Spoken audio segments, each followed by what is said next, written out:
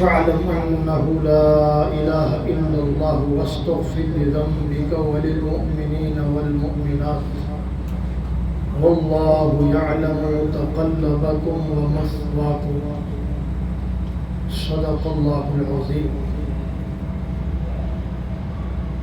فاعلم، بس اس بات کو جان لیجئے، انہ لا الہ الا اللہ، کہ بلا شبہ اللہ کے سوا کوئی معبود نہیں. واستغفر لذنبک، اور آپ اللہ سے معافی مانگتے رہیے، اپنے لیے بھی، وللمؤمنین والمؤمنات، اور مومن مردوں اور مومن عورتوں کے لیے بھی. واللہ یعلم متقلبکم ومثواکم، اور اللہ خوب جانتا ہے تم جہاں چل پھر کر زندگی گزار رہے ہو اور جو تمہارا مستقل ٹھکانہ ہے، اللہ اس سے بھی بخوبی آگاہ اور واقف ہے. اس سے پچھلی آیت کریمہ میں اللہ کریم نے فرمایا فَهَلْ يَنظُرُونَ إِلَّا السَّاعَةَ، کیا یہ مکے کے مشرکین ساری باتیں واضح ہو کر سامنے آنے کے باوجود ایمان نہیں لا رہے تو قیامت کا انتظار کر رہے ہیں؟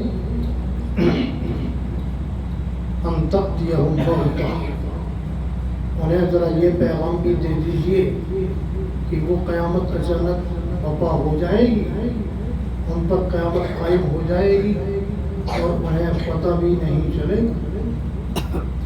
فقد جاء اشراطها، کیونکہ قیامت کی بہت ساری نشانیاں واضح ہو چکی ہیں.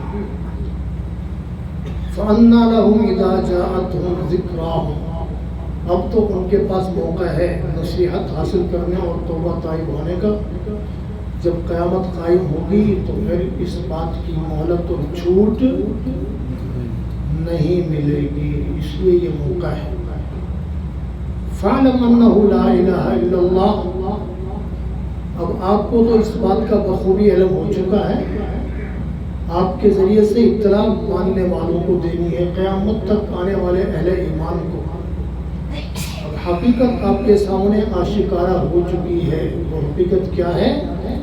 انہ لا الہ الا اللہ، بلا شبہ اللہ کے سوا کوئی عبادت کے لائق، کوئی معبود، کوئی الہ،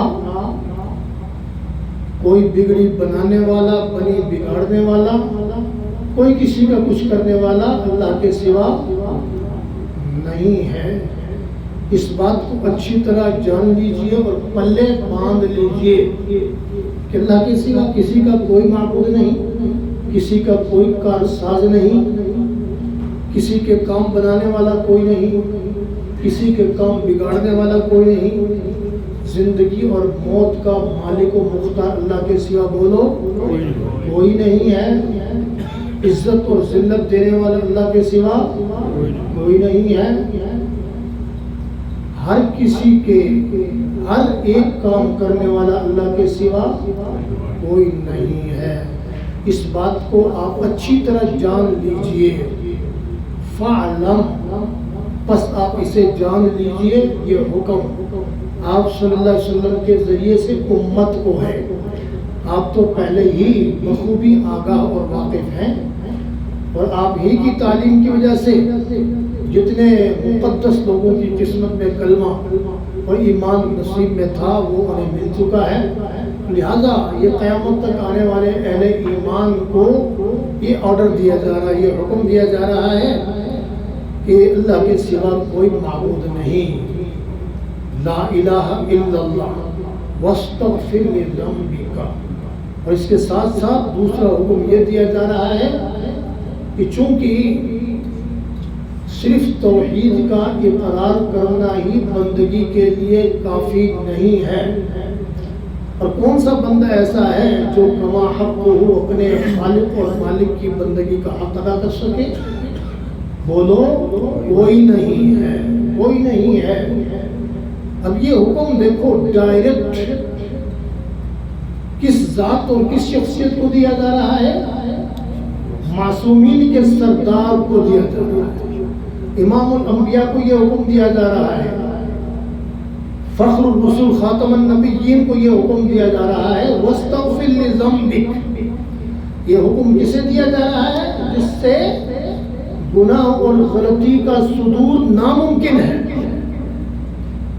ایک طرف وہ ہے جو سراپا خطا ہی خطا ہے، سراپا غلطی ہی غلطی ہے، جس کی کوئی کل سیدھی نہیں ہے، نیکی کرنا چاہے تو تب بھی اس نیکی کے اندر بھی کئی گناہ ہو جاتے ہیں، سیدھا کرنا چاہے تو اس میں کئی کام درمیان میں الٹے ہو جاتے ہیں۔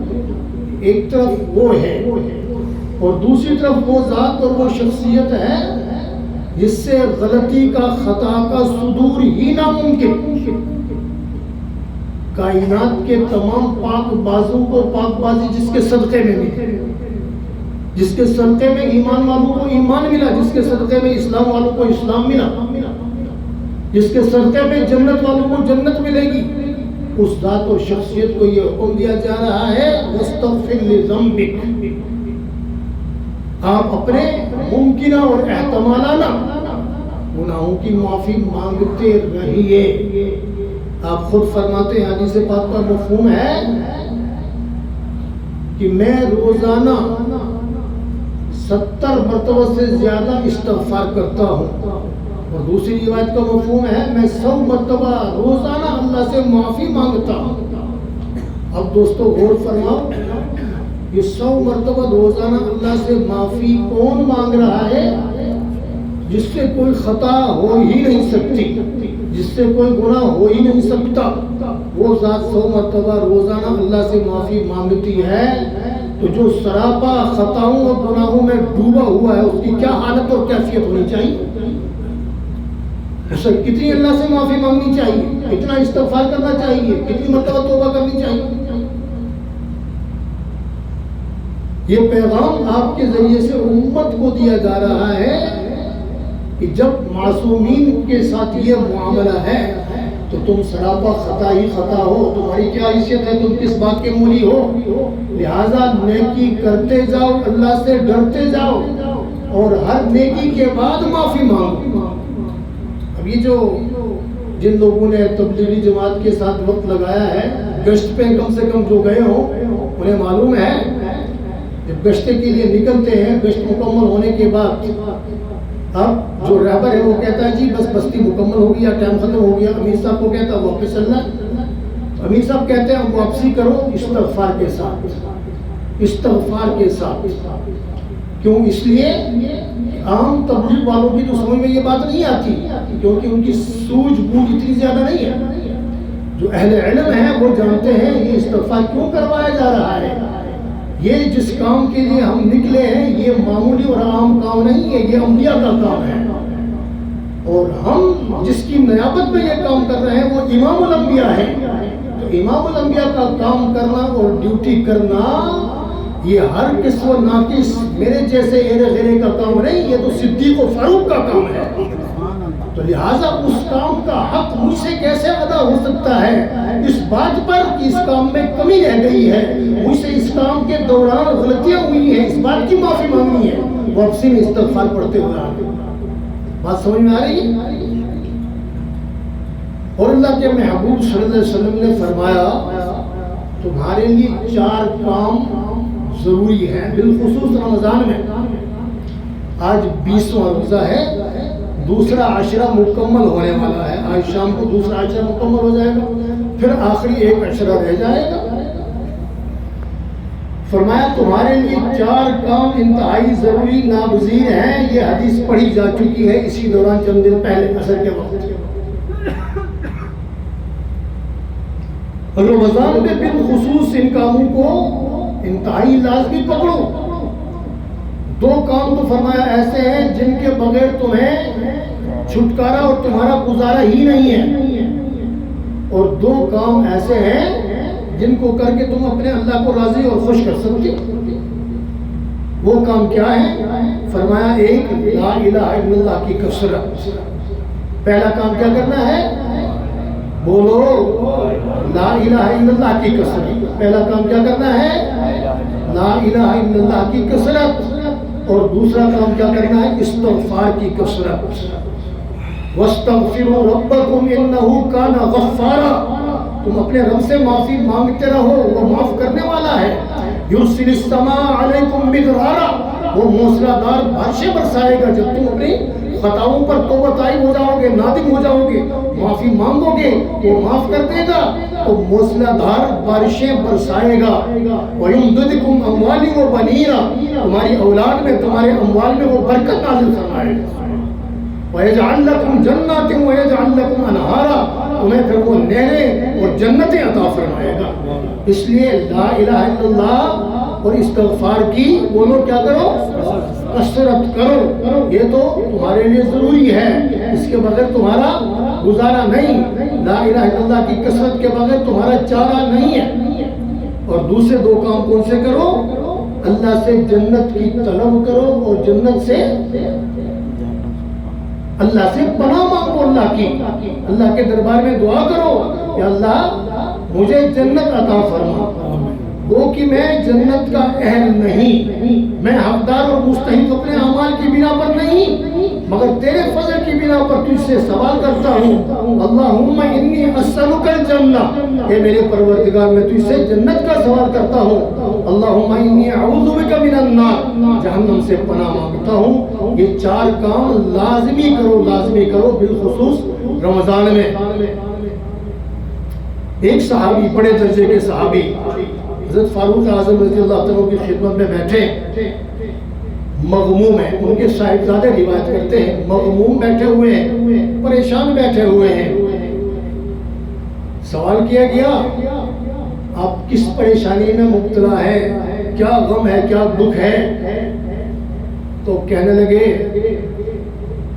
اللہ کے محبوب صلی اللہ علیہ وسلم نے ارشاد فرمایا تھا کہ مجھے ایک کلمہ، ایک بول ایسا معلوم ہے جو اس کو پڑھ کر مر جائے تو اللہ اس کے سارے گناہوں کو معاف کر دے گا، اس کو جنت میں داخل کر دے گا.